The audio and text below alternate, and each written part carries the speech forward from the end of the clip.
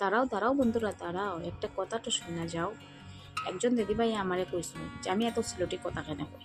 তো ওই দিদিভাইরে আমি কইতে চাই আমি সিলটি, এর লাগে আমি সিলটি কথা কইতে ভালো পাই।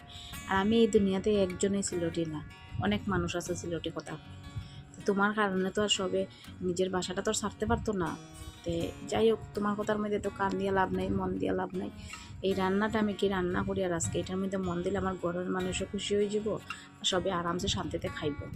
তে আজকে আমি কি রান্না করে বন্ধুরা দেখেন, এখানে ঝিঙ্গা আলু আর মাছ দিয়া একটা পাতলা ঝোল বানাইয়া, যে কারণে আজকে অসম্ভব গরম আমরা এইদিকে। বেচান গরম মানে সহ্যর বাইরে বুঝে, একটু বাইরে বাইরে হইলে গরম আর ঢুকলে বোঝা যায় ওখানে আর মানে বাঁচতাম না, এইভাবে গরম। তে তোমরা এদিকে কীরকম গরম পড়ছে একটু কমেন্ট করে জানাইও।